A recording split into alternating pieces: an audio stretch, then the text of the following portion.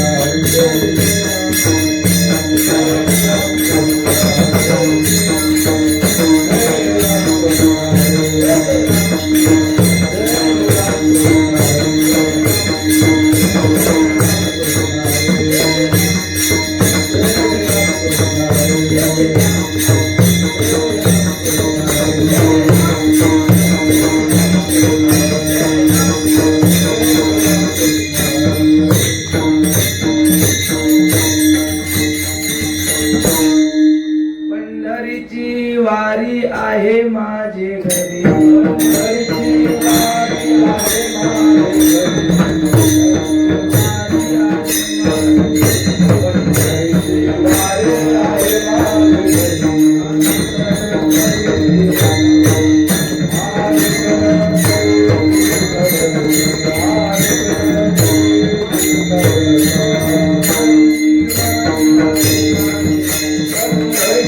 वारी आहे माझे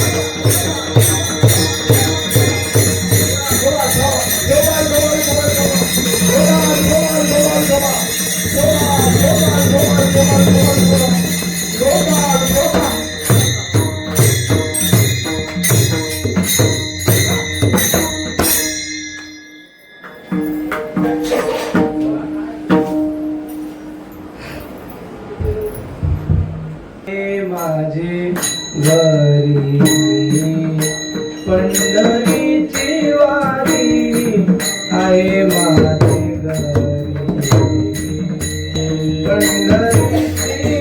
पंढरीची वारी आहे माझे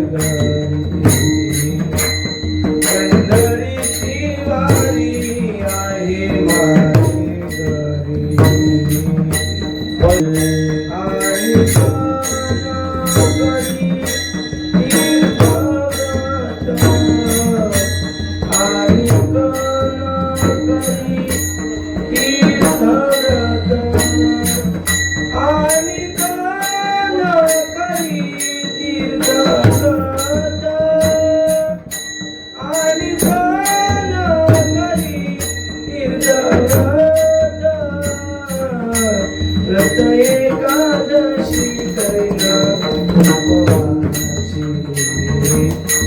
व्रत एकादशी करिला उपवासी वारी आहे माझे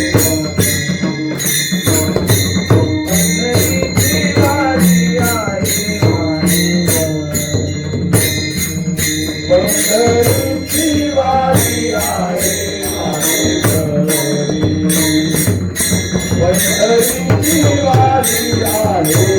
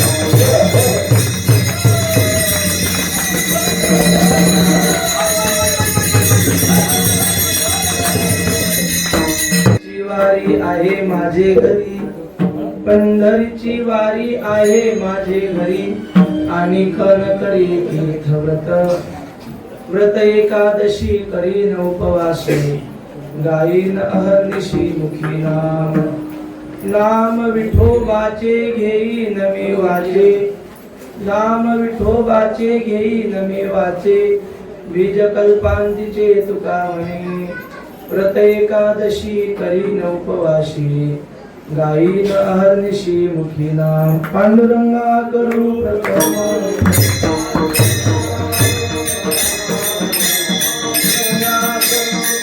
नमामि सद्गुरुं शान्तं सच्चिदानंद विग्रहं पूर्ण ब्रह्म परानंद मीशमानंदी वल्लभं, सेविदागी सेवक झालो तुमच्या लागलो निज चरणा, अहो स्वामी तुकया देवा यावरी न करावा अभेरू, पंढरीची वारी आहे माझे घरी, आणि न करी तीर्थव्रत, व्रत एकादशी करीन उपवासी, गाईन अहर्निशी मुखी नाम.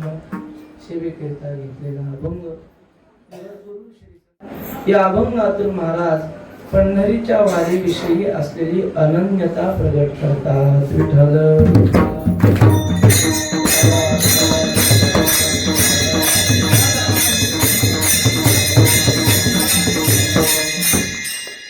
वैकुंठवासी वेदांताचार्य बाबुराव महाराज वाघ यांची पुण्यतिथी द्वितीय पुण्यस्मरणानिमित्त चालू असलेला हा नाम महोत्सव, आणि योगायोग असा, योगायोग म्हणा किंवा संत महात्म्यांची लीला म्हणा, मोठे महात्मे आपला स्वतंत्र उत्सव व्हावा अशी इच्छा ठेवत नाही असं सांगतात जुने लोक. म्हणजे ज्या दिवशी तुकोबारायांचं वैकुंठ गमन झालं तीच तिथी, तोच महिना, त्याच तिथीला श्री संत निळोबारायांनी देह ठेवला. आपला स्वतंत्र उत्सव नको, माझ्या गुरुच्या उत्सवात माझा उत्सव सहभागी करायचा.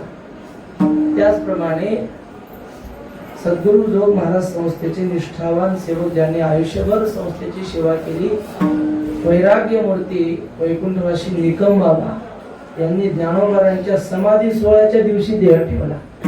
माऊलीच्या समाधीचं कीर्तन म्हणजे माझे पुण्यतिथी झालं, म्हणजे वेगळं काही नको अशी महात्म्यांची भावना. तसं वैकुंठवासी आपल्या सगळ्यांचे गुरुवर्य गुरुराव महाराज यांनी पंढरीच्या वारीच्या तिथीला देह ठेवला. दशमी म्हणजे काय, दशमी व्रताचा आरंभ तिथूनच उत्सव सुरू होतो, आणि उत्सवात देह ठेवला. माझा स्वतंत्र उत्सव नको, हे महाराजांच्या पुण्यस्मरणाचा उत्सव म्हणा नाहीचा वारीचा उत्सव म्हणा, दोन्ही एकच आहे. तेव्हा महाराजांनी असा देह ठेवला. श्री गुरु शेखर महाराजांनी सांगितलं, ते म्हटले दशमीच्या दिवशी मला त्यांचा आदल्या दिवशी दशमीचा फोन आला, म्हणजे नवमीला आला असेल, आणि ते म्हटले महाराज की डॉक्टर मला सांगतात की तुम्हाला उपवास धरता येणार नाही, तुम्हाला जेवण करावं लागेल. पण माझ्या आयुष्यात जेव्हापासून मला कळतं तेव्हापासून मी एकादशी कधी गाठलेली नाही माझी. मी कसं काय अन्न ग्रहण करू म्हटलं एकादशीला. शेखर महाराजांनी त्यांना काहीतरी शास्त्राचा उपाय सांगितला. ते म्हटले एक अन्न खाल्लं म्हणजे जर नुसती चपातीच खाल्ली त्याच्यासोबत काही घेतलं नाही तर उपवास वाटत नाही, असं काहीतरी शास्त्राचं असेल. आपल्याला सगळं मान्य नाही, म्हणजे ऐकलेलं नाही आपण शास्त्र, पण असं काहीतरी शास्त्राचा पर्याय त्यांनी सांगितलं महाराजांना की तुम्ही एक अन्न ग्रहण करा म्हणजे तुमचा उपवास मोडणार नाही. पण ते काही त्यांना मान्य होईना म्हणाला. आणि शेखर महाराज म्हटले, ते मला एक वाक्य बोलले फोनवर. ते म्हटले, महाराज जर माझ्याकडून एकादशी होणार नसेल, माझं एकादशीचं व्रत मोडणार असेल तर माझ्या जगण्यात अर्थ काय नाही. असे शब्द कानावर आले. दुसऱ्या दिवशी बातमी आली की महाराजांनी देह सोडला.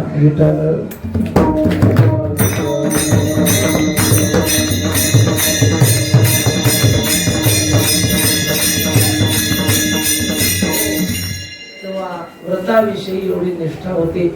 आपण प्रत्यक्ष डोळ्याने पाहायचो चातुर्मास्यामध्ये, तेव्हा नवरात्र उत्सव वगैरे यायचे असे दिवस, गणेश उत्सव यायचा, तेव्हा बाबांचं नेहमीपेक्षा वेगळं काहीतरी अनुष्ठान असायची. त्यांची सुटकेस होती छोटीशी, समोर मांडायची अगरबत्ती, काहीतरी गणेश अथर्व शीर्षाचे 1008 पारायण करायचे. गणपती अथर्व शीर्षाचे. देवी आपलं नवरात्र उत्सव आला की त्यामध्ये ते दुर्गा सप्तशतीची पारायण, म्हणजे अनुष्ठानमय जीवन बाबांचं होतं. संप्रदायाची तर उपासना केलीच, पण इतरही अनुष्ठानं त्यांच्या जीवनामध्ये चालू असायची. बाबांनी आयुष्यभर या ठिकाणी, आयुष्यभर म्हणण्यापेक्षा शेवटचे 15-20 वर्ष या ठिकाणी बाबांनी निवास केला. इथं राहून विद्यार्थ्यांना पाठ शिकवले. आणि आपले शेवटचे शेंडे फळ शेवटी थोडं ऐकायला मिळालं. श्री गुरु कृष्णा महाराज इथे उपस्थित आहेत. यांनी बाबांचं पूर्वीपासून खूप श्रवण केलंय. माळी महाराज असतील, कृष्णा महाराज असतील, हे सगळे जुने विद्यार्थी बाबांचे. आणि विद्यार्थी, खरे विद्यार्थी, म्हणजे शेवटच्या दुःखाच्या प्रसंगी यांनी बाबांना विसरले नाही महाराज, सगळ्यांनी सहकार्य केलं. त्याचप्रमाणे बाबांचं कुटुंब असेल, दुःखाच्या प्रसंगी कुटुंबीय लोक जरा दूर लोटतात, पण बाबांच्या घरच्या मंडळींनी सुद्धा खूप बाबांची काळजी घेतली. पण प्रारब्ध असतं, प्रारब्ध जोपर्यंत आहे तोपर्यंत माणसाचा देह राहणार. बाबा सोडून गेले, पण बाबांनी असे काही विद्यार्थी निर्माण केले महाराज. आणि काय देवाची लीला असेल. बाबा गेले पण देवाने अशी व्यक्ती इथं दिली पाठ घ्यायला. बाबा आहेत का खनपटे माऊली कळतच नाही, सगळं बाबा सारखंच. सगळं बाबा सारखं. बाबांना शास्त्राची लय आवड, कीर्तनाची आवड नव्हती बाबांना. म्हणजे बाहेर कार्यक्रम जास्त मिळावे, आमच्या सारख्याला वाटतं आपल्याला मोठ्यात मोठ्यात सत्यात कीर्तन मिळालं की कृतकृत्यश्च भारत, त्याच्यापेक्षा दुसरं काही नव्हतं. पण बाबांना मोठेपणाची मुळीच इच्छा नव्हती. माऊलीचं तसंच, त्यांना फिरायला आवडत नाही, शिकवायला आवडतं. व्याकरण 4 महिन्यात रचनानुवादाचे 2-3 पुस्तकं लहान लहान अशा मुलांकडून तयार करून देतात. सोपा खेळ नव्हे. आपल्या हृदयातलं ज्ञान दुसऱ्याच्या हृदयात उतरवणं हे सोपी गोष्ट नाही. पण बाबा जसे होते तसेच माऊली. बाबांना जीव घालायला आवडायचं विद्यार्थ्यांना. कधी कधी असं त्यांच्या मनात आलं, काही नाही, वार नाही तिथे नाही, काय उद्या आपल्याकडे जेवायला या, आपण स्वयंपाक करून जेव म्हणे. स्वतः चपात्या करायच्या बाबांनी इथं बसून. आणि चपात्याला तेल लावायचं नाही बरं का, बाबा तेल लावू देत नाही. आतूनही नाही बाहेरूनही नाही, बिना तेलाच्या चपात्या बाबांच्या. त्या म्हणजे तेल लावलं की चपाती पचायला कठीण जाते, बिना तेलाची चपाती सोपी जाते पचायला, अशी त्यांची भावना. आणि स्वभाव असा प्रेमळ तसे, कडक आहे तसे, अनुवाद घेतल्याशिवाय पाठ सांगतेचा नाही, असा बाबांचा स्वभाव. काल काय शिकवलं ते मुलांनी आज म्हणून द्यायचं, म्हणजे सगळं सांगायचं काल काय शिकवलं ते पुस्तकात न पाहता. तर आज शिकवणार, भांडार करायचं, प्रत्येक वाक्यातला प्रत्येक शब्द चालवून येणार. आणि एखाद दिवशी नाही पाठ केलं कालचं, इथं वर घेत होते पाठ कधी, आणि मग आम्हाला म्हणजे हा म्हणा कालचं मला आलं नाही. ते राजपूत माऊली होते, त्यांना नाही आलं. असे दोघं ते आम्ही कोणालाच आलं नाही. बा म्हणजे चला निघून जा, पाठ नाही होत म्हणजे. कुठं उठत्या, मग लगेच उठलं तर मग जरा वाईटही वाटेल, बाबा म्हणजे जर पाठ करायचं नसेल तर चालणार नाही. संस्कृत व्याकरण आहे म्हणजे तिथं गोकावंच लागतं. ते म्हणजे गारुड्याचा खेळ आहे म्हणजे संस्कृत व्याकरण म्हणजे कसं, गारुड्याचा इथे खेळ झाला की त्याला ते सगळा पसारा घेऊन दुसऱ्या गावाला जावं लागतं. तसं म्हणजे मागचा पाठ झाला ते तिथं सोडायचं नाही, ते मागच्या पाठाचा पसारा पाठ करून घेऊन पुढच्या पाठाला लागायचं. तसे म्हणजे संस्कृत. एक फार मोठ्या श्रीमंत माणूस, रिटायर झालेला इंजिनियर नाही, कलेक्टरच्या लेवलचा असा माणूस होता. तो पाठाला यायचा, 2-3 दिवस आला आणि ते काय पाठ करायचं नाही, आपलं येऊन बसायचं. असं बाबाला वागण्यावर समजायचं ह्याच्या आत काय चाललंय. बाबा म्हणजे हा चला म्हणा साहेब कालचं नाही केलं, म्हणजे पाठ केलं नाही ते यायचं नाही म्हणजे पाठाला. तर म्हणलं मला काय सांगता तुम्ही, माझी ज्ञानेश्वरी पाठ आहे, मी मोठा कलेक्टर आहे, अमुक आहे. असं म्हणल्यावर बाबा म्हणजे तुमचा मोठेपणा आहे ना त्या उमऱ्याच्या बाहेर सोडायचा. उमऱ्याच्या आत पाऊल ठेवला की विद्यार्थी म्हणून यायचं. मी कलेक्टर आहे, मी करोडपती, इथं विसरून जायचं. दुसऱ्या दिवसापासून तो बंद झाला ना. नाही बंद नाही झाला, बाबाने युक्ती केली. त्या म्हणले उद्या आपल्या पाठाची वेळ बदलायची, म्हणजे तर त्याला कळू द्यायचं नाही, पाठाची वेळ बदलली त्याला बंद करायचं. अहंकारी माणूस त्यांना सहन होत नाही. मग अशी बाबांनी सांगितलं स्वामीजींनी, म्हणजे महात्मे कडक स्वभावाचे असतात, तीक्ष्ण उत्तरे हाती घेऊन बाण फेरे. कडक असल्याशिवाय विद्यार्थी घडत नाही म्हणाला. बाबांनी अनुवाद करून घेतला. इथं त्याच खांबाला टेकून बसायचे. हे पंखे बाबा गेल्यावर चालू झालेले दिसले आम्हाला. पंखा कधीच लावू दिला नाही, कारण घाई आलं, घामाने भिजायची पोरं, पण पंखा लावू दिला नाही. म्हणजे आमच्यासाठी नाही, त्यांनी सुद्धा कधी लावून घेतला नाही पंखा. स्वतः कडक उन्हामध्ये दिवस काढलेला आपल्यासाठी सावली करून ठेवली. विचार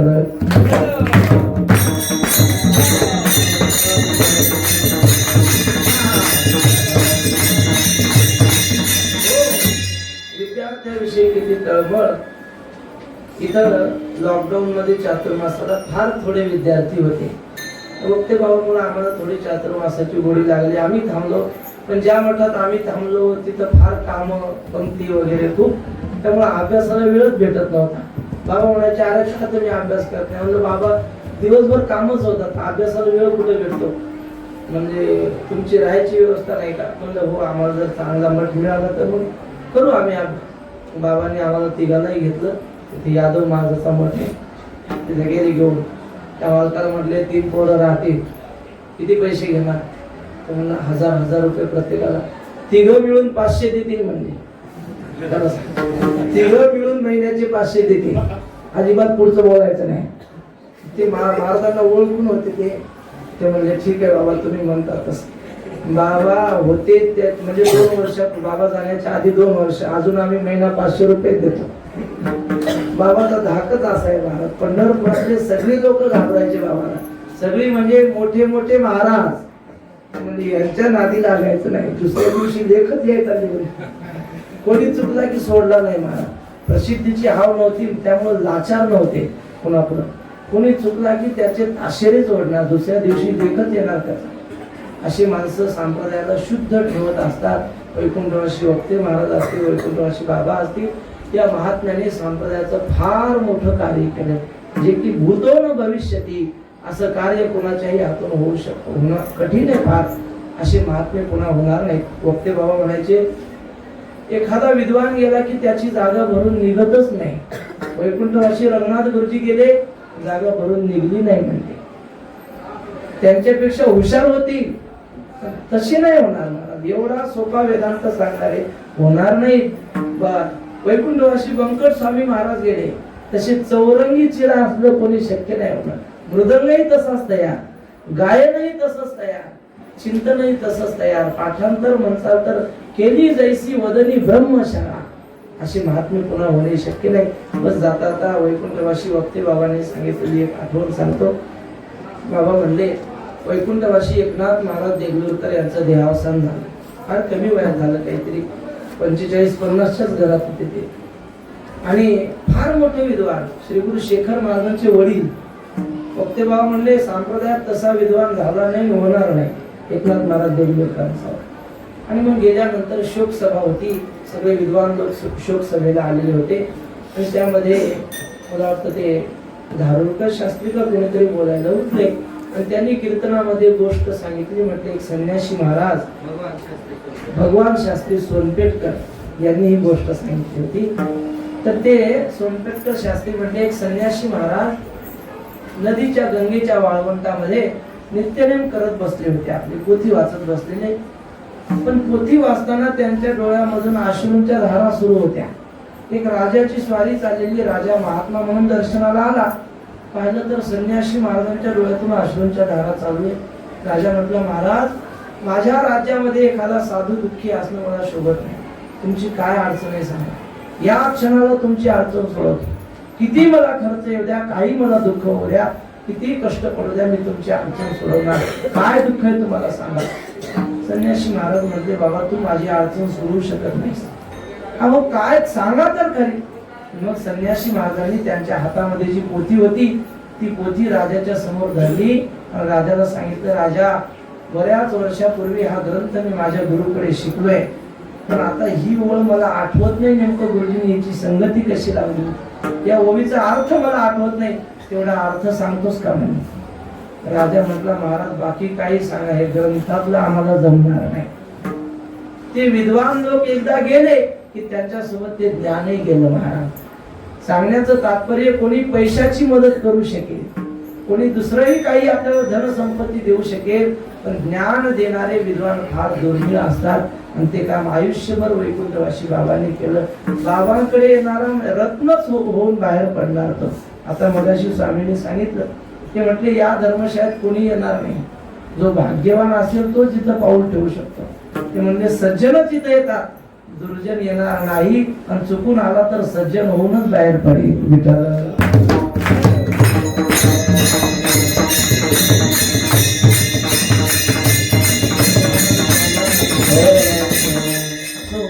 तेव्हा अशी वैकुंठवासी बाबा त्यांच्या जीवनाविषयी आपण काय बोलावं, त्यांच्याकडून 2 अक्षर जे शिकलो त्याच थोडक्यात आपल्या समोर अनुवाद करणार आहे. तेव्हा बाबांच्या सेवेसाठी जो अभंग घेतला ते पंढरपूरच्या वारीचा अभंग आहे. अभंग अत्यंत महत्वाचा आणि औचित्यपूर्ण आहे. आज एकादशी आहे, या अभंगात एकादशीचा उल्लेख आहे, पंढरीच्या वारीचा उल्लेख आहे. मला तर असं वाटतं की जगद्गुरु तुकोबारायांचं कीर्तन आषाढी एकादशीला पंढरपुरात नेहमी व्हायचं, दरवर्षी व्हायचंच ना. महाराज वारीला आले म्हणजे कीर्तन होणार. आणि मग महाराज कोणता अभंग घेत असतील वर एकादशीच्या दिवशी, अशी जर कल्पना केली तर हाच अभंग घेत असते.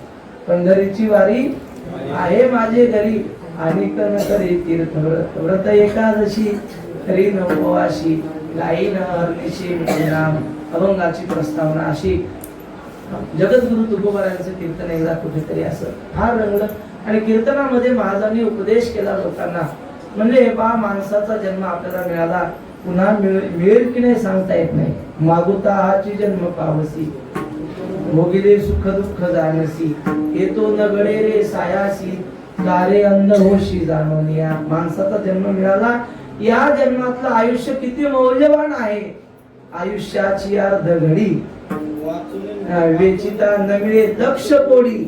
नाथ महाराज म्हणतात माणसाच्या जन्मातली अर्ध घडी, घडीभर म्हणजे काय, जरा अर्धा तास म्हणा, 15-20 मिनिटं, आणि त्यातलं अर्ध म्हणजे 10-15 मिनिटं जर आपल्याला विकत घ्यायचे म्हणले मिळू शकत नाही. काल गेलेला दिवस किती कोटी रुपये दिले म्हणजे मिळेल, तो मिळू शकत नाही.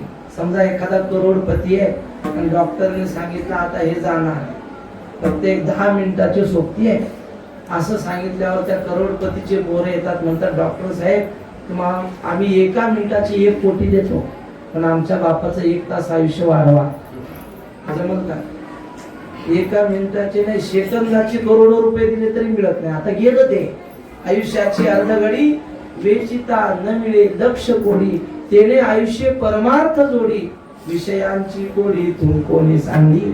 नाथ महाराज म्हणतात आयुष्य फार मौल्यवान मिळालंय, आणि त्या आयुष्याच्या एका क्षणाचा आपण उपयोग करून घेतला पाहिजे. विठ्ठल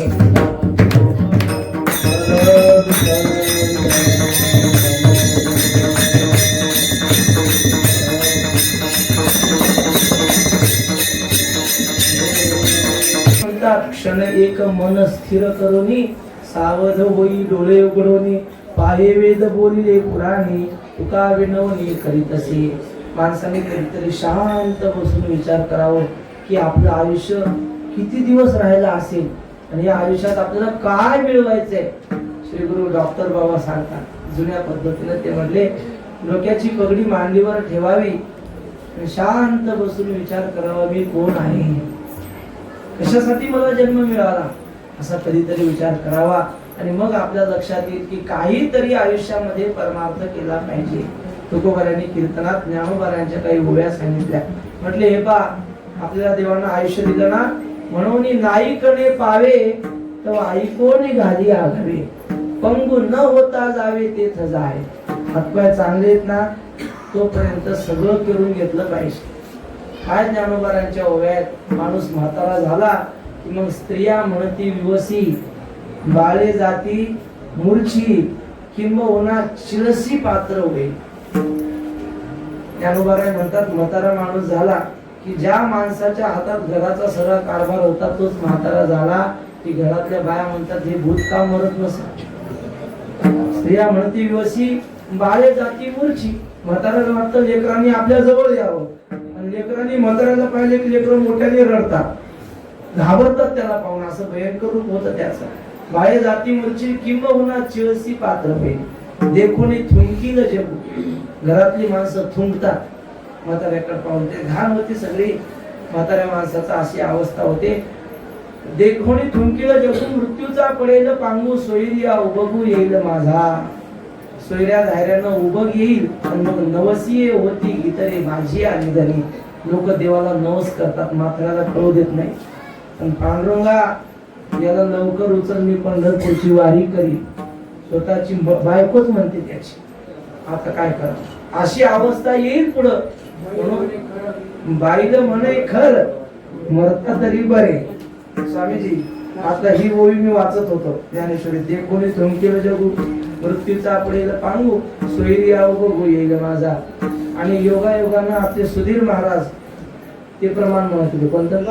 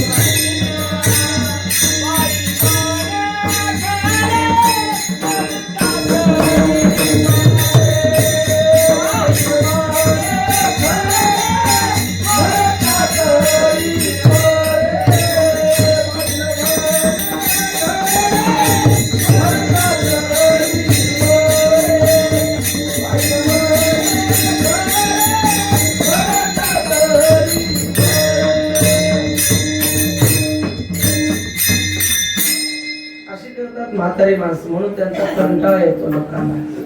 खरं मनासारखे वागत नाहीत ना, घरच्यांच्या मनासारखे राहत नाहीत, त्यामुळे कंटाळा येतो. बाईला म्हणे खर मरत तरी बरे.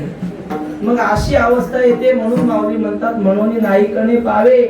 जोपर्यंत कान चांगले येत ना, ऐकू येतं ना बोललेलं, कीर्तन ऐकायला येतं ना, मग नाईके म्हणून काय, म्हणून नाईकने पावे ऐकून घाली आगळे. सगळं ऐकून घ्यावं. सगळं म्हणजे जेवढे गाणे रिलीज झालेले असतील ते सगळे ऐकावे. मुलीच नाही, गाणे नाही, भगवंताची कीर्तन ऐकावे, प्रवचन ऐकावे. हे सगळं ऐकून घ्यावं. आणि एकदा बैर झाल्यावर मग काय ऐकता येतं मला. ब्रह्मज्ञान बैऱ्या माणसाला होत नाही असं सांगितलंय. कारण सद्गुरूच्या मुखातून तत्वमसी महावाक्याचं श्रवण झालं पाहिजे. ही सगळ्यात महत्वाची गोष्ट आहे. बैर झाल्यावर तत्वमसी कशाचं काय. म्हणून जोपर्यंत कान चांगले आहे, काय साधू संतांचे ग्रंथ आहेत महाराज. आता स्वामी सांगत होते भावार्थ रामायण नाथ महाराज किती सोपं आहे. ज्याला काहीच परमार्थाचे संस्कार नाहीत अशा माणसाला वाचलं तरी समजतं. आम्ही प्रयोग करून पाहिला, समजतं त्याला. ही गरुडाची कथा आहे, हे आमच्या ही जटायूची कथा आहे, सगळं समजतं भावार्थ रामायण. पण आपण वाचलं तर भावार्थ रामायण असो, भक्ती विजय महिपती महाराजांचे ग्रंथ अत्यंत सोपे आहेत. नुसते आपण घरात ठेवले तरी आपलं कल्याण आहे. वैकुंठवासी वक्ते महाराज म्हणायचे एकनाथी भागवत आहे, ते भागवत नुसतं आपण घरात नेऊन ठेवलं, वाचू नका. वाचलं तर आणखी सोन्याहून पिवळं. पण नाही वाचायचं, नुसती घरात पोथी जरी ठेवली तर घरात कोणावरच कर्मी धरणीचा प्रयोग होऊ शकत नाही. आणि जर पोथी घरात घेऊन गेलो, जर करणी कोणावर झाली असेल तर ते निवृत्त होते. एवढी शक्ती या ग्रंथांमध्ये आहे. म्हणून जोपर्यंत कान चांगले आहेत ना, हे ग्रंथ ऐकावे. पंगू न होता जावे तेथ जा. ज्ञानेश्वर महाराज म्हणतात पाय अजून चांगले आहेत, गुडघे दुखत नाहीत, चालता येतंय चांगलं. मग जेवढ्या तीर्थयात्रा करता येतील तेवढ्या करून घ्याव्या. 4 धाम असतील, 12 ज्योतिर्लिंग असतील, सगळं जाऊन यावं. सगळे सकळ सीधा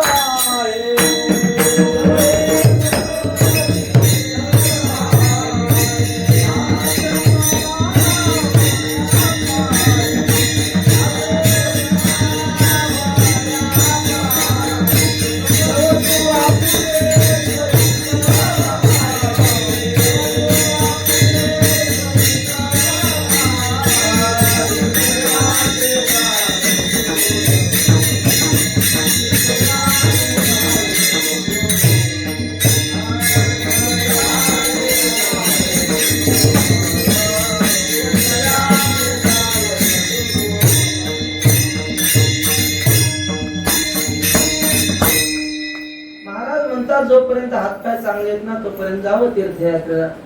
लोक म्हणजे मग हरिपाठात कस काय लिहिलं, तुकाराम महाराज म्हणतात आईचं बैसोली खरा एक आवडी आनंद आळवावा नरगती सायास जावे वनांतरा ते तो घरा नारायण. तुकाराम महाराज म्हणतात कुठं जाऊ नये, आपल्या घरी हरी हरी करत बसा, आपल्या घरी देव येईल.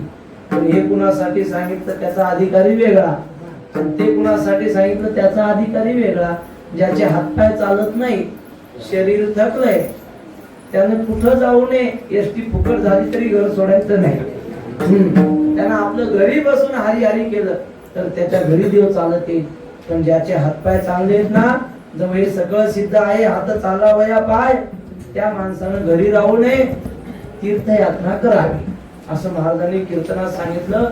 आणि तुकोबारायचे शब्द होते ते आमच्या ओठातच आहे, हृदयात नाही ना.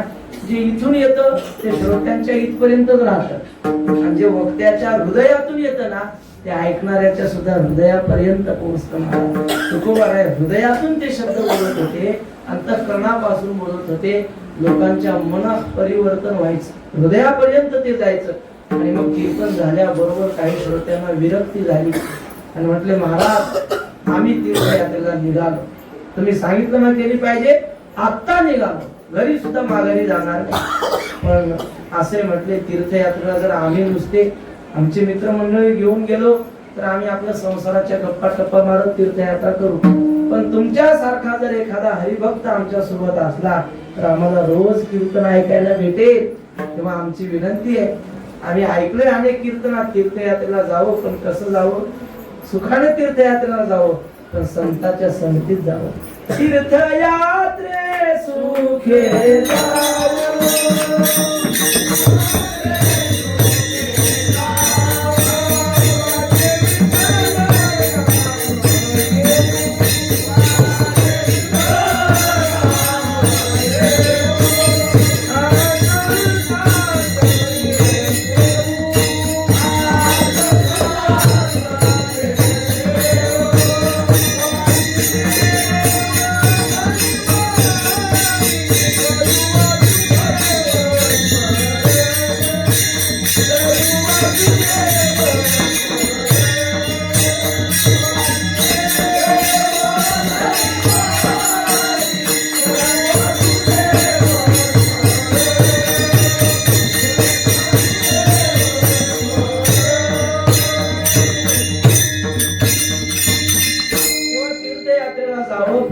भगवंताच्या संगतीत जावं, म्हणजे भगवत चिंतन कानावर पडेल, देवाचं नामस्मरण पडेल.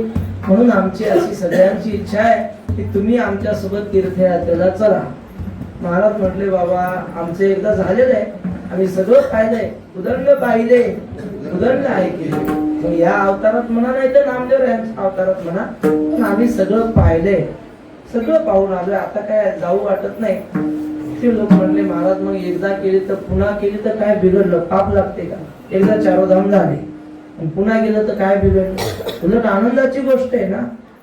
महाराज म्हटले, ते सगळं खरे तुमचं, पण काय म्हणले, आता पंढरपूरची वारी आली आणि सगळे तीर्थ झालेले आहेत आणि आता अशी मनाची धारणा झालेली आहे की आता पंढरीची वारी सोडून आता इतरत्र कोठे जायचं नाही, असा मनाचा पक्का निश्चय झाला. आणि पंढरीची वारी 8 पिढ्यापासून माझ्या घरी चालत आलेली असल्यामुळे आता इतर ठिकाणी मी जाणार नाही, असं महाराज अभंगाच्या प्रथम चरणात पंढरीची वारी आहे माझे घरी,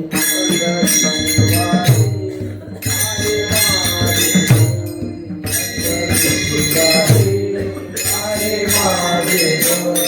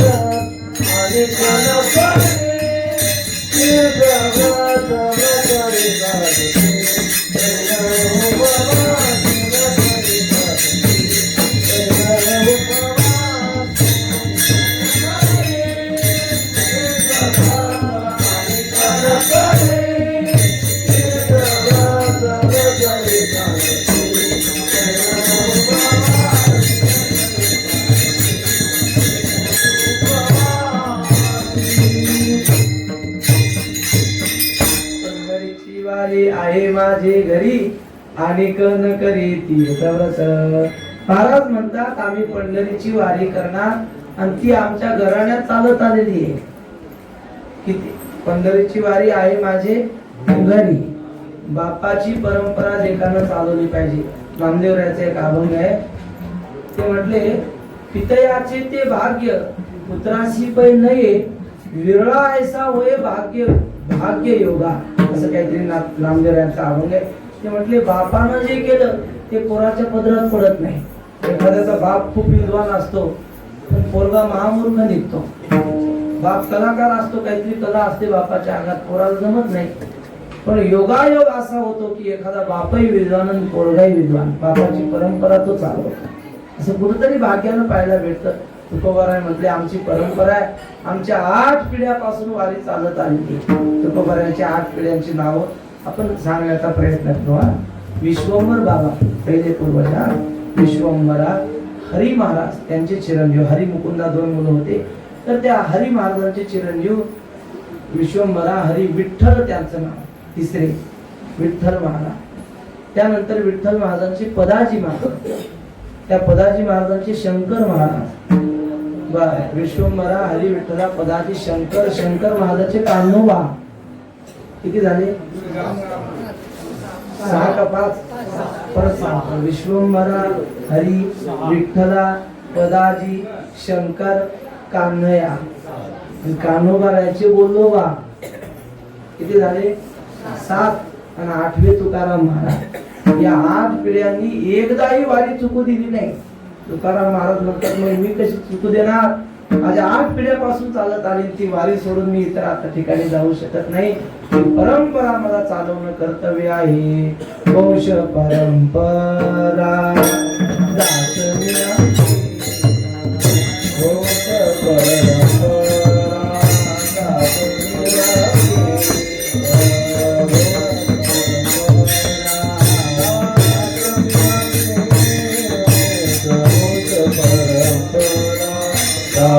दासनी आहे.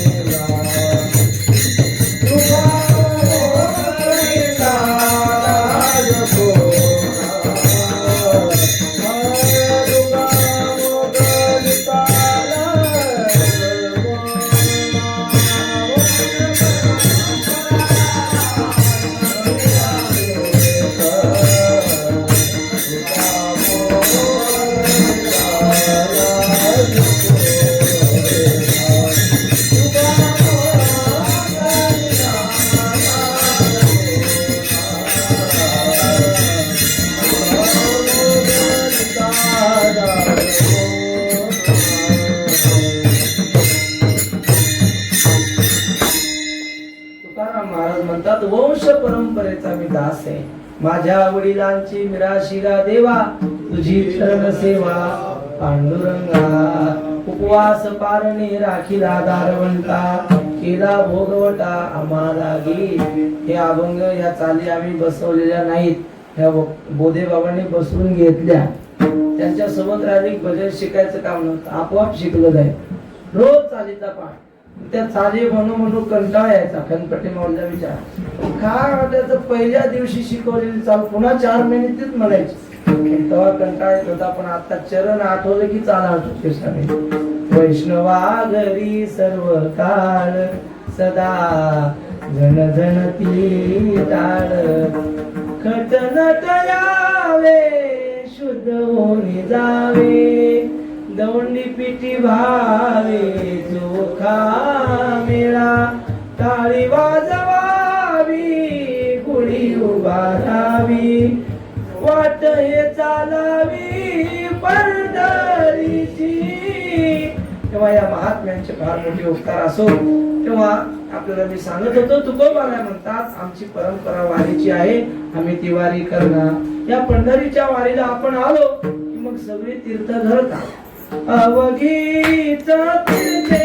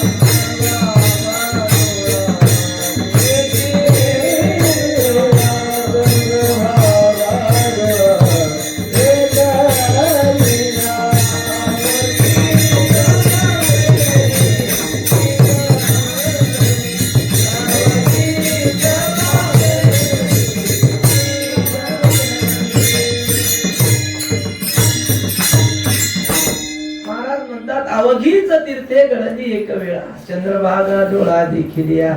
नुसती पंढरी पाहिली, चंद्रभागा पाहिली, जगातले सगळे तीर्थ घडले. एकेन विज्ञातेन सर्व विज्ञातम भवति. वेदांताचं सूत्र आहे. एक ब्रह्म जाणलं बाकी जाण्याचं काही शिल्लक राहत नाही. तसं एक चंद्रभागेचं स्नान झालं की जगातले सगळे तीर्थ घडले. महाराज म्हणतात सगळं जर एका जागी भेटत असेल तर मग बाहेर कशाला फिरायचं. बा पंढरी महात्म्यात एक ओवी, तेवढी ओवी सांगतो हा. ते पुंडलिकरायाला भागीरथी मातेनं सांगितलं. म्हणले पुंडलिका, अरे आई वडिलांच्या शिवेचं किती पुण्य आहे. एकदा जर आईच्या पायावर डोकं ठेवलं तर किती पुण्य लागतं. पृथ्वी प्रदक्षिणा 3 परियेशी. लक्षात ठेवा, पृथ्वीच्या 3 प्रदक्षिणा केल्याचं पुण्य लागतं नुसतं आईच्या पायावर डोकं ठेवल्याने. 2 लक्ष प्रदक्षिणा वाराणसी. 1 नमस्कार करिता मातेसी इतके पुण्य होय पाहिजे. नुसतं आईच्या पाया पडलं 3 वेळा पृथ्वीची प्रदक्षिणा आणि 2 लाख वेळा काशीची प्रदक्षिणा केल्याचं पुण्य लागतं नुसतं घरी आईच्या पाया पडल्यावर. मग एवढं जर घरच्या घरी भेटत असेल तर उगाच कशाला बाहेर फिरायचं. म्हणून तर माऊली म्हणतात सकळ तीर्थाची धुरे जिये का माता पितरे तया सेवीसी कीर शरीरे लोन कीचे. जोपर्यंत आई वडील जिवंत आहेत ना तोपर्यंत देव समजून त्यांची सेवा करावी. नाथ महाराज म्हणतात पिता स्वयमेव नारायण माता प्रत्यक्ष लक्ष्मी आपण. ऐसे भावी ज्याचे मन सुपुत्र जाणतो एक. ज्या पोराला वाटतं आपला बाप म्हणजे साक्षात महाविष्णू आहे आणि आई म्हणजे साक्षात महालक्ष्मी आहे असं समजून जो आपल्या आई वडिलांची सेवा करतो ना सुपुत्र जाणतो एक, तो जगामध्ये सगळ्यात भाग्यवान पुत्र आहे. तुकाराम महाराज म्हणतात नमो तया माता पित्यांचे पालन नमो त्या वचन सत्यवदे. जो आपल्या आई वडिलांची सेवा करत असेल तुकोबाराय म्हणतात मी त्याच्या पायावर साष्टांग दंडवत घालतो. लोक म्हणतात महाराज आम्हाला आमचे आई वडील आवडतात पण तिला आवडले पाहिजे ना. ती राहू देत नाही. आता काय करा. पोराला आवडतं पण सुनेला सासू सासरे आवडत नाही. ती म्हणते ते असले तर मी जाते माझ्या माहेरा. आता त्याला वाटतं हे आई वडील गेले तर जाते ही पाहिजे. मग आता काय करावं. मग आई वडिलांना बाजूला काढतात. पण मग आता सुनेसाठी ही रामायणात ओळी आहे. भावार्थ रामायणात जेव्हा सीता माता प्रभू रामचंद्रासोबत वनवासाला निघते. राम म्हणतात तू वनवासाला येऊ नको, तू आपली घरी राहा.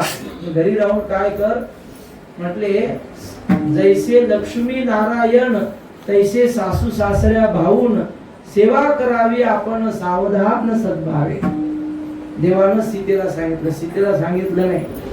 सीतेच्या निमित्तानं जगातल्या सगळ्या सुनांना सांगितलं. म्हटले आपल्या जीवनाचं कल्याण व्हावं वाटत असेल ना सासू सासऱ्यांना लक्ष्मी नारायण समजलं पाहिजे. लोक म्हणतील ते सीतेचे सासू सासरे बरे आमचे काय तसे आहेत का. म्हातारा म्हणजे जमदग्नीचा अवतार आहे. सारखा राग येतो, नाकाच्या शेंड्यावर राग आहे आणि त्याला कसं काय देव समजायचं. नाथ महाराज म्हणतात तो कसाही असो त्याला देव समजलं पाहिजे. तिला सासूला लक्ष्मी समजलं पाहिजे. सेवा केली तर आपल्याला दुसरी काही वेगळी साधना करण्याचं काम नाही. कशाहून आठवलं हे एकेन विज्ञातेन सर्व विज्ञातम भवति. एका चंद्रभागेचं स्नान केलं सगळं घडलं. आई वडिलांची एका आई वडिलांची सेवा केली जगातले सगळे तीर्थ घडले. तसं तुकोबाराय म्हणतात एक पंढरीची वारी केली जगातली सगळी तीर्थ घडली. काशी अयोध्या अवंती कांची मथुरा माया गोमती ऐसी तीर्थे इत्यादी आहे ती परिसरी नपवती पांडुरंगी. तुकोबाराय म्हणतात वैकुंठाला जाण्यासाठी सोपं नाही. तिथं फार कष्ट करावे लागतात. पण आमच्यावर पुंडलिकाने उपकार केली त्यामुळे आता आम्हाला कष्ट पडणार नाही. सहज वैकुंठाची प्राप्ती होते. वैकुंठा जावया बापाचे सारा.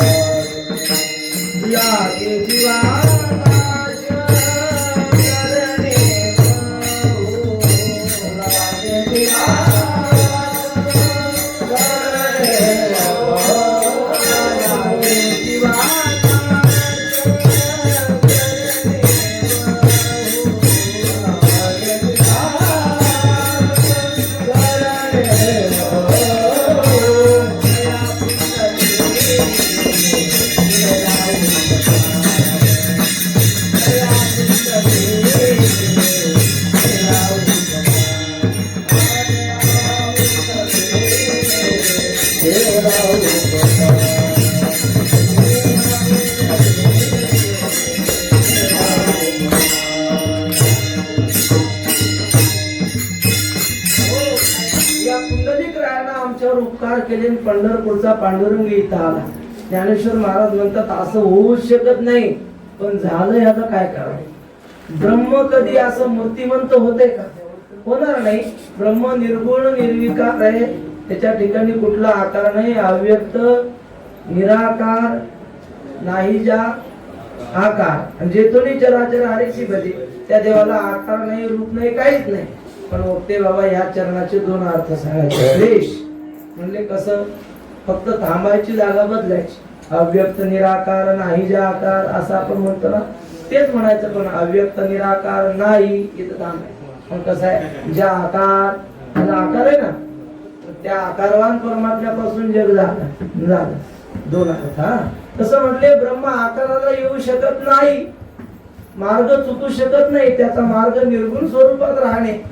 झालं कस का आकारवान? ज्ञानेश्वर महाराज बाबांनी सांगितलं, श्री गुरु वाद बाबा असे कानाला हात लावून म्हणले.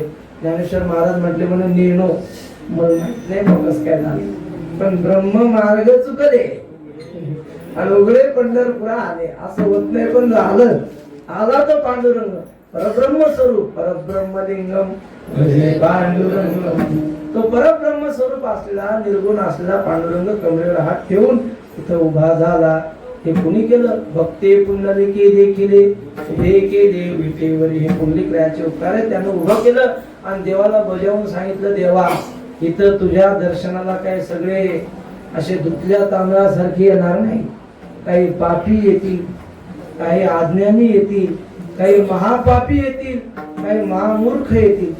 महामूर्ख म्हणजे काही कळत नाही. कीर्तन ऐकायला बसला, पण झाल्यावर विचारला अभंग कोणता होता, म्हणतो तुका म्हणे काहीतरी म्हणत होते, अभंग काही कळला नाही. काही कळत नाही. मूड म्हणजे काही आठवत नाही, काल काय खाल्लं ते आठवत नाही, तर अभंग काय विचारता. तर आता आठवलं म्हणून सांग.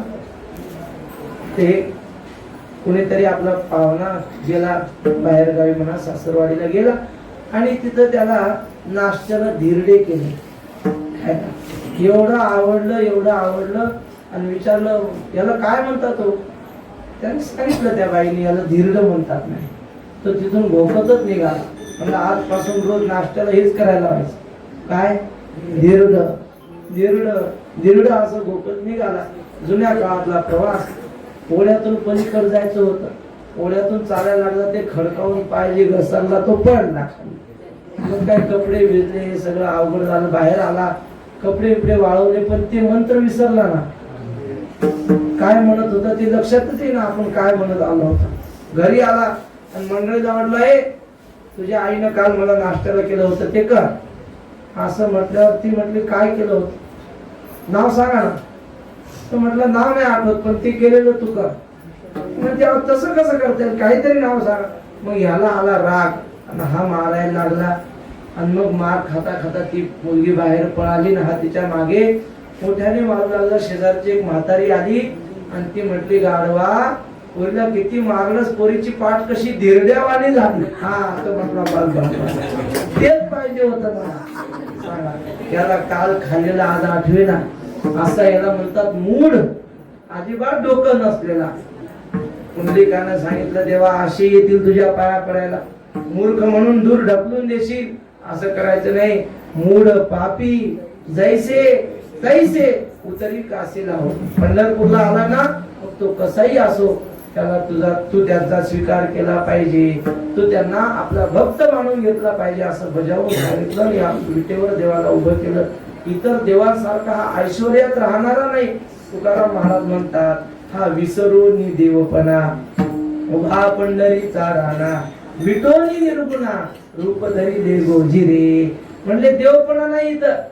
अहो इतर देव असे की त्या देवांची सेवा भक्तांना करावं लागते.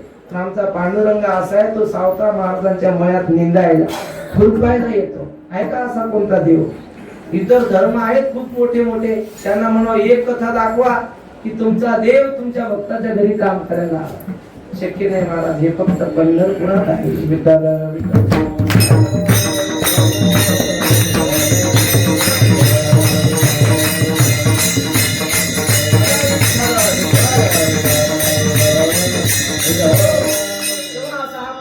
देवीचा राणा इथं असल्या कारणाने त्याच्या दर्शनाकरता आम्ही पायी येऊ. आणि कसे येऊ? गप्पा मारत मारत नाही, पायी चालत असताना नाचत नाचत येऊ. भीमा तिरी एक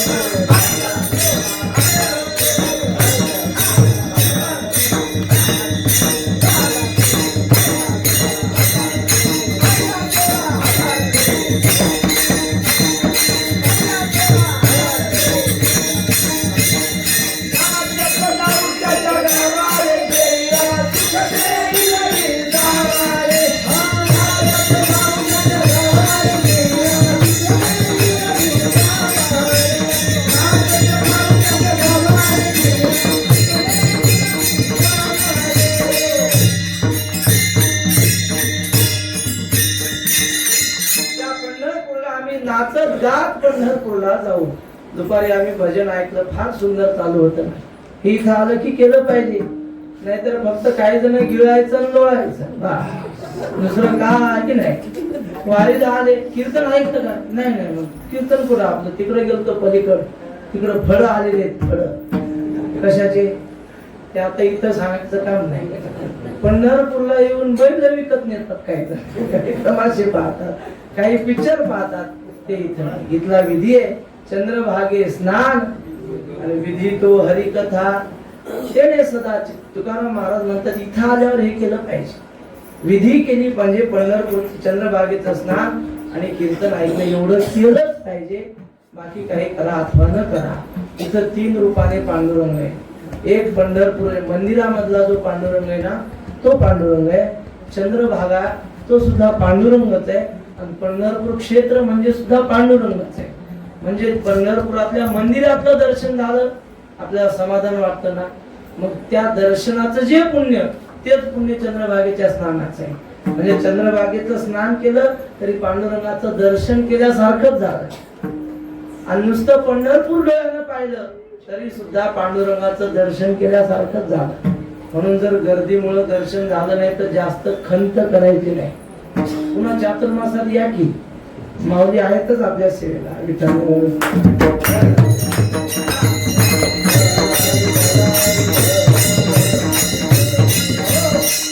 असा हा पांडुरंग आहे, त्याच्या दर्शनासाठी आम्ही दरवर्षी येऊ.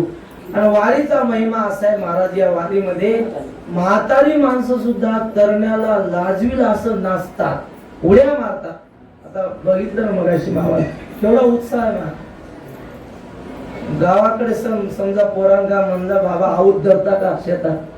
नाही नाही, मोका वय राहिले काय म्हणते. आता वारीला जाता का म्हणलं की एका पायावर तयार होता. इथं फुगड्या खेळतात, पावल्या खेळतात. काय शक्ती महाराज. कुठेतरी कीर्तनामध्ये ऐकलं होतं, एक शिपाई म्हणजे मिलिटरी मॅन आपला भारताचा गावाकडे आला सुट्टीवर. आणि तेवढ्या गावाकडे आल्यानंतर दुकानावर काहीतरी साहित्य आणण्यासाठी गेला. दुकानदार जरा गर्विष्ठ होता, पैशाची त्याला जरा गुरमी होती. त्यानं त्या शिपायाकडे पाहिलं, त्याची तब्येत अशी. तर दुकानदार म्हटला, अरे काय काळी नेली तुझी तब्येत आहे, आणि तू काय देशाचं रक्षण करणार आहे असं म्हणून त्याला ही नको. त्या शिपायानं काही न बोलता ऐकून घेतलं. काही कामानिमित्त पुन्हा दुसऱ्या दिवशी आला तो सैनिक दुकानावर. त्याने सांगितलं, अरे तू अर्धी भाकरी खाणारा माणूस, तू काय देशाचं रक्षण करू शकतो? ढकलून दिलं तर 2 कोला थोड्या खाशील, वाऱ्यानं उडून जाईल. तुम्ही होते काय दुकानदार? सीमेवर हजर व्हा अशी तार आली. आणि युद्धाची बातमी ऐकल्यावर सैनिकाच्या अंगामध्ये एक विलक्षण शक्ती येते, त्याला वीरशिंचा संचार म्हणतात. आणि अशी त्याच्या अंगामध्ये शक्ती आली म्हणा. आणि जाता जाता काहीतरी त्याला घ्यायचं म्हणून दुकानावर आला. आणि या दुकानदाराने ठरल्याप्रमाणे त्याची टिंगल केली. त्यानं 2-3 दिवस सहन केलं, पण आता त्या अंगात वीरश्री होती ना, त्याला राहवलंच नाही. हा दुकानात शिरला. दुकानाच्या कोपऱ्याला पहार होती ठेवलेली.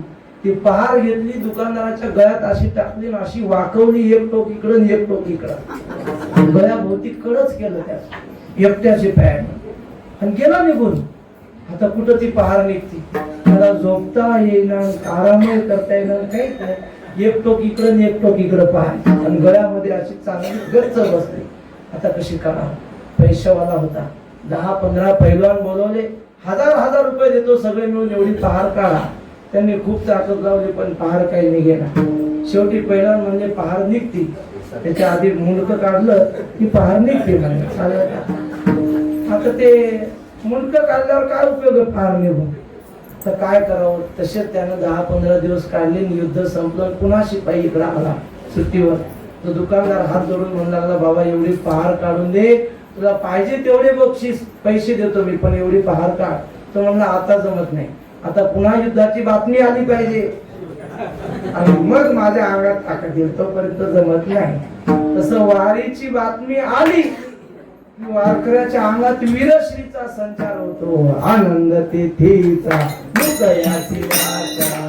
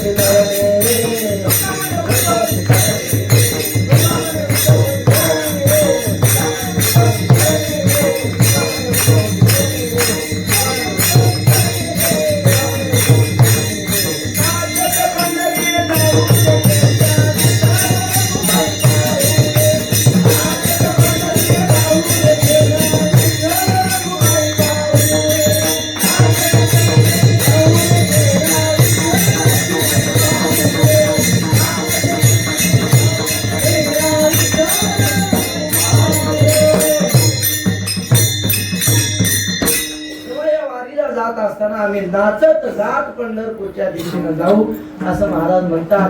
आणि या आनंदापुढे आता आम्ही इतर तीर्थक्षेत्रांची अपेक्षा करणार नाही. आणि कर्ण करी तीर्थव्रत. लोक म्हटले महाराज तीर्थ करणार नाही, व्रत तर केली पाहिजे ना, व्रत उपवास तर केली पाहिजे. तुकाराम महाराज म्हणतात व्रत कशासाठी असतं?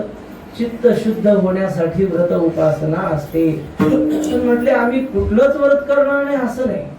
आम्ही एक व्रत ठरवलंय की ते एक व्रत केलं की सगळी व्रत घडतात. ते कोणतं व्रत आहे? महाराज अभंगाच्या दुसऱ्या चरणात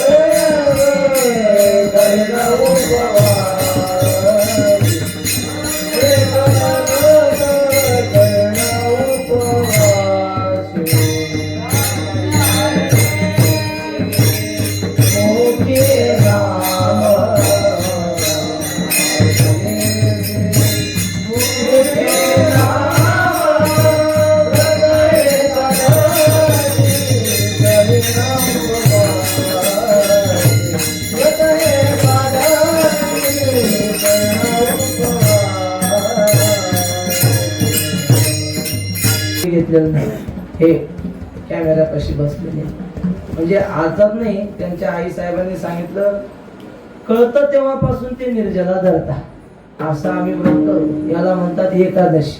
पण आपल्याला तेवढी होत नाही म्हणून जुन्या लोकांनी सांगितलं गाढवा आणि चर.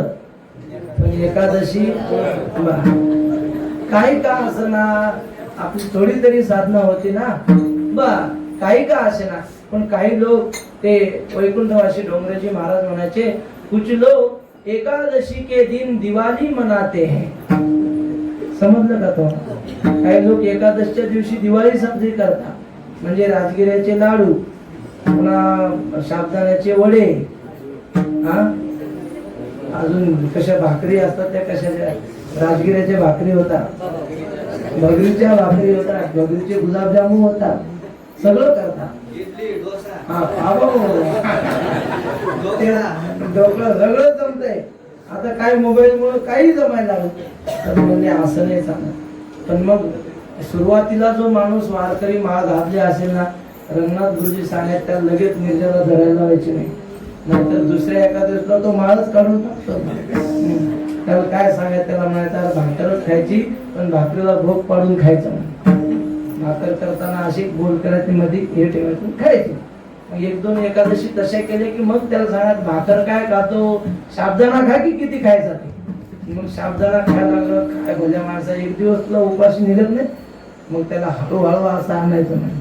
त्याला काय म्हणतात, परिसंख्या विधी असं दमादमाने आणायचं त्याला. पण असो तुकोबाराय म्हणतात आम्ही उपवासी करू. त्याच्या मागचं विज्ञान असं आहे की माणूस जर महिन्यातून 2 दिवस उपवासी राहिला, म्हणजे शास्त्रज्ञांनी सांगितलेलं आहे 2 दिवस जर माणूस महिन्यातून उपवासी राहिला तर त्याला कॅन्सर नावाचा आजार होऊ शकत नाही. का?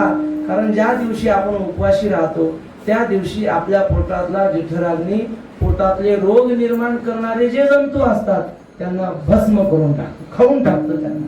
त्यामुळे पोटात कुठलाही रोग राहत नाही. मग साधू संतांनी तेच सांगितलं की 15 दिवसाला एक उपवास करायचा, म्हणजे महिन्यातून किती झाले 2. आणि तुकोबाराय म्हणतात ते सगळ्या व्रताचं सार आहे. 15 दिवसा 1, 2 नाही, 15 दिवसातून 1 उपवास करायचा एकादशीचा. बस 15 दिवसातले सगळे घडले, पौर्णिमा घडली, गुरुवारही घडला, सोमवारही घडला, शुक्रवारही घडला, सगळेच वाटा शुक्रवार. महिला मंडळी शुक्रवार म्हणतात ना, महालक्ष्मीचे सगळे उपवास घडले, फक्त एकादश करायचे. बा वैकुंठवासी वक्ते बाबा म्हणायचे, हा काही लोक, काही माता भगिनी महिन्यातले 15 दिवस जेवतात आणि 15 दिवस उपवास धरतात. कोणी सांगितले एवढे करायचे? काय नाही, आमची मावशी धरत होती, आमची शेजारी धरत होती, आमची आमकी सासू धरत होती आणि तिच्यापासून मला तसं जमत नसतंय. साधू संतांनी सांगितलं तर त्याचं फळ मिळतं. शास्त्रात लिहिलंय का? बाबा म्हणायचे, तुकाराम महाराजांनी लिहिलंय का बघा, ज्ञानेश्वर महाराजांनी सांगितलं का आमका उपवास करा, मग धरा. मनानेच केल्यावर मग कसं काय? बाबा उदाहरण द्यायचे म्हटले, एक माणूस एका मोठ्या श्रीमंत शेतकऱ्याच्या शेतात गेला आणि दिवसभर काम केलं, रोजगार होता, दिवसभर काम केलं. संध्याकाळी मालकापाशी आला, म्हणला मला पगार द्या, दिवसभर काम केलं शेतात. तर शेताचा मालक म्हणला, तुला मी कामाला बोलवलंच नव्हतं, तू तुझ्या मनानंच आलं काम केलंस, आता पैसे द्यायचे की नाही ते माझ्या मनावर आहे. मी बोलवल्यावर जर काम केलं असतं तर पैसे देणं भाग होतं. तसं म्हटले, आपण आपल्या मनानंच उपवास केले की मग पुण्य द्यायचे की नाही ते देवाच्या मनावर. आलं तर मनात देईल, नाही तर देणार बी नाही. पण तुकाराम महाराजांनी सांगितलेला उपवास धरला तर देवाला काय, देवाच्या बापाला पुण्य द्यावं लागेल. तुकाराम महाराजांनी सांगितलं एकादशी धरायची, धरली पाहिजे. वा कावडीचे अभंग आहेत आणि त्या अभंगातलं एक प्रमाण मी म्हणतो, पण त्या प्रमाणामध्ये हर हर महादेव अशी गर्जना आहे. मी हर हर म्हटलो की तुम्ही काय म्हणायचं? व्रत करा एकादशी सोमवार,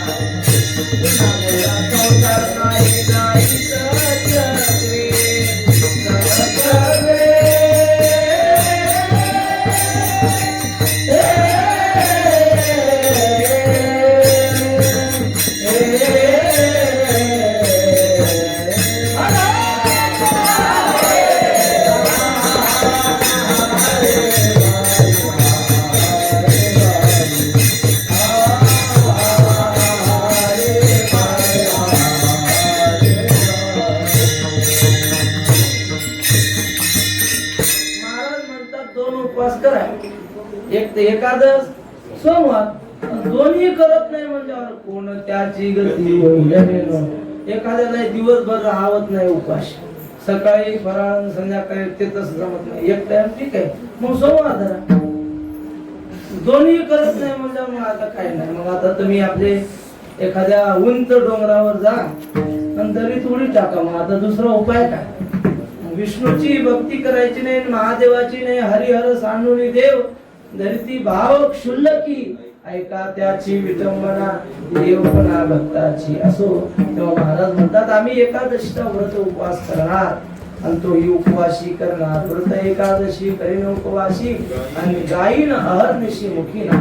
रात्रंदिवस भगवंताचं नामस्मरण करू. नामस्मरण करताना वेळ काळीचे विचार करणार नाही. काय म्हटलंय? गाईन अह म्हणजे दिवस आणि निशी म्हणजे रात्र. रात्रंदिवस कुठलंही काम असो, जेवताना चालताना बोलताना मुखामध्ये देवाचं नाम. जुन्या काळातल्या माता भगिनी शेतात काम करत असताना देवाचं नामस्मरण करायच्या. कसं करायच्या? वैकुंठवासी वक्ते बाबा म्हटल्या गाणी म्हणायची देवाची. आता वेगळीच गाणी निघली, नाच रे मोरा. त्याच्यात काय पुण्य नाही पाप बी नाही. गाढवानं शेत खाल्लं पाप न पुण्य. पण जुन्या काळातल्या हेच गाणं जुनं असं होतं, नाच रे देवा संताच्या मेळ्यात, नाच रे देवा नाच. सखुबाई गेली पंढरपुरा, तिच्याच रूपी तो नटला. सखुबाई साठी धुणे भांडे घासी, युगा युगाचा नाच. नाच रे देवा संताच्या मेळ्यात नाच. अशी भजन म्हणत म्हणत काम करायचं आणि मग किती काम केलं त्याची आठवणच राहत नव्हती. अंग दुखत नव्हतं ना, हातपाय दुखत नव्हते ना, काहीच नाही. आणि आता काम काहीच नाही पण अंग दुखल्याशिवाय राहत नाही. गोळी घेतल्याशिवाय जमत नाही. बघा आता सर दुसरं आठवलं म्हणजे आपण देवाचं नाव घेतलं की आपण चमकतो आणि देवाचं नाव न घेता काम केलं की चमका निघतात. मग असं तुकोबाळे म्हणतात कामामध्ये काम. काही म्हणा राम राम, जाईल भवश्रम सुख होईल दुःखाचे. आपली वेळ संपत आलेली आहे. एक आठवलं आपलं सर मारुतीला चालले होते समुद्रावर लंकेच्या दिशेने सीतामातेचा शोध घेण्यासाठी. आणि त्या समुद्रामध्ये एक मैनाद्री नावाचा पर्वत, तो पर्वत वर आला आणि त्याने मारुतीला विनंती केली की मारुतीला तुमच्यासारखा महात्मा माझ्या जवळून चालला आणि मला तुमच्या पायाचा स्पर्श होऊ नये हे मला पटत नाही. तुम्ही थोडा वेळ खाली या आणि माझ्यावर विश्रांती करा, मग तुम्हाला कुठे जायचं ते जा. असं म्हटल्यावर मारुतीराय म्हटले बाबा मला थांबायला वेळ नाही. ऐकोनी मैनाद्रीच्या वृत्तांता, कृपेने सांगे निज कार्यार्था. शोधावया श्रीराम कांता, अतिशीघ्रता मी जातो. मारुतीरायाने सांगितलं बाबा मला लय म्हणजे लवकर जावं लागेल, सीतेचा शोध करायचा, मला थांबवू नका. मैनाद्री म्हटलं ते तुझं म्हणणं खरंय पण तू एवढ्या लांबून असा आधांतरी आलास, तुझे हातपाय गळून आले नाही का? तुला विश्रांतीची गरज नाही का? असं म्हटल्यावर मारुतीरायाने सांगितलं थकवा कोणाला येतो? ज्यासी नाही नामी विश्वास, त्यासीच बाधी श्रम शोक त्रास. श्रीरामाचा निजदास श्रमाचा लेश मज नाही. ज्याला देवाच्या नावावर विश्वास नाही आणि ज्याच्या मुखात देवाचं नाव नाही ना त्याला लगेच थकवा येतो. थोडं काम केलं की थकवा येतो आणि देवाचं नाव मुखात असेल किती काम होऊ द्या थकवाच येत नाही. तेव्हा तुकोबाराय म्हणतात आम्ही रात्रंदिवस देवाचं नामस्मरण करू. गाई निशी मुखी नाम. पण लोक म्हणले महाराज तुम्ही देवाचं म्हणले पण नेमकं कोण्या देवाचं ते कळलं ना. पण अभंगाच्या शेवटच्या चरणात नामा विठोबाचे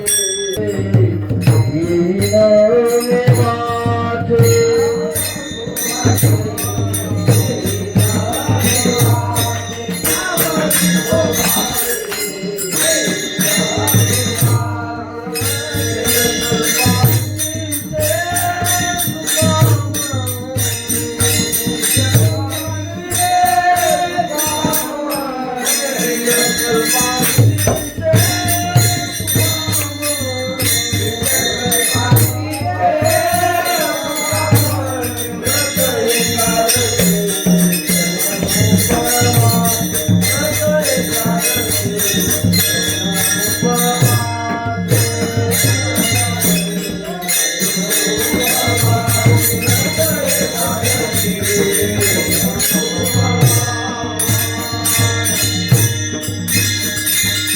स्वामी विठोबाचे नाम आणि कापे काम नाही आता.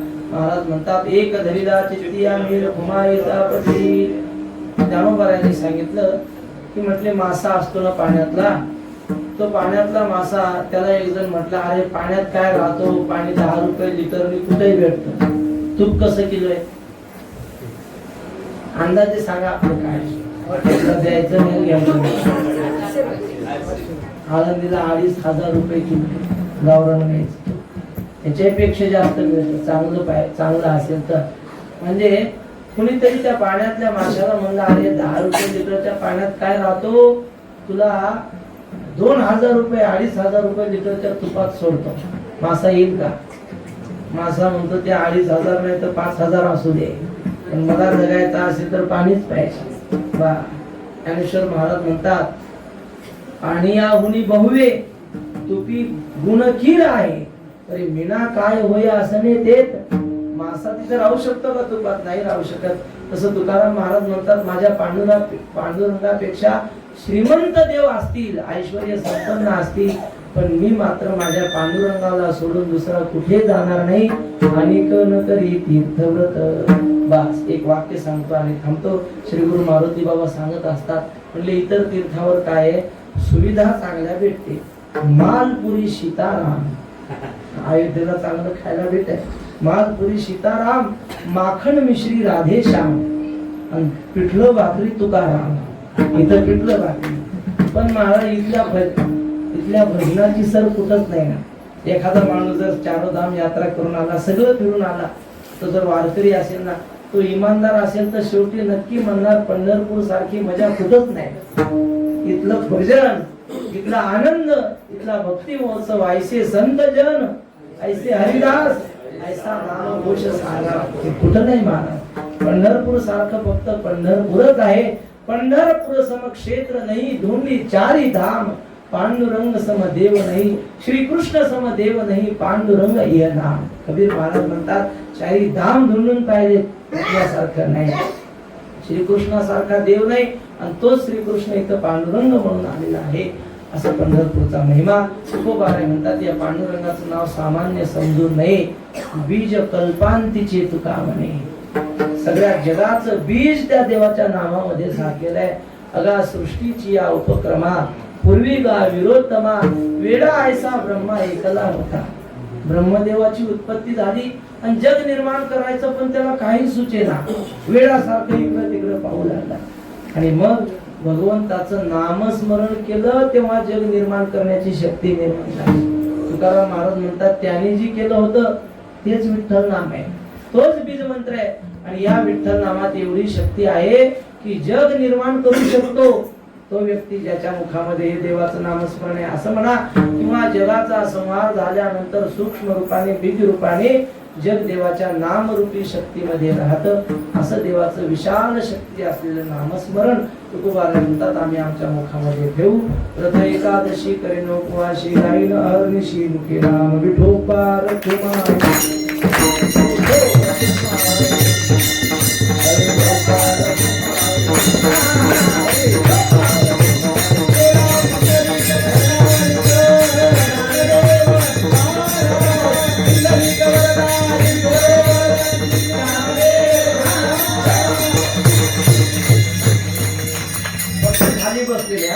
जय ठोबा रखुमाई. मिळाले संत मदनारी, तो हरी आला दयाची लोभा लोभा. हे भजन ऐकायला पांडुरंग इथं आला. आणि या भजनाचं सुख तुकाराम महाराज म्हणतात स्वर्गात सुद्धा नाही. विठ्ठल विठ्ठल मना वेळोवेळा हा सुख सोहळा, स्वर्गी नाही झालेली सेवा. वैकुंठवासी बाबुराव महाराजांच्या चरणी समर्पित करतो. जे काही योग्य असेल तर त्यांच्याकडेच आम्ही शिकलेलं आहे. सद्गुरु जोग महाराजांच्या संस्थेत अध्ययन झाल्यानंतर इथं चातुर्मासाला आलो की वैकुंठवासी वक्ते बाबा सांगायचे आहे बाबुराव बाबाकडे पाठवलं जा. कोणी त्यांच्याकडे आलं की इकडे पाठवायचे. त्यांना माहिती इथं जे घडेल ते बाकी कुठे नाही. तेव्हा बाबा वैकुंठवासी बाबुराव महाराज करून घ्यायचे मुलांकडून, आणि चांगला असेल तोच टिकायचा, बाकी मग असे मोघम पार्थ सजीवती बाकी मग असे दूरच जायचे. कारण इथं जो खरा विद्यार्थी असेल तोच टिकायचा. बाबाचं बोलणं कडक होतं ना मला, वाघिणीचं दूध होतं ते सोन्याचं पात्र असल्याशिवाय कसं राहील. तेव्हा बाबांचं जसं आडनाव तसा स्वभाव होता. डरकाळी फोडल्याशिवाय राहत नव्हते ते. सगळे घाबरायचे त्यांना. बरं असो, तेव्हा बाबांच्या चरणी सेवा समर्पित करतो. जे काही योग्य असेल ते सर्व गुरुवर यांचं आहे. जे काही अयोग्य शब्द गेले असतील माझा बुद्धीचा दोष समजून परत करा. ज्ञानेश्वर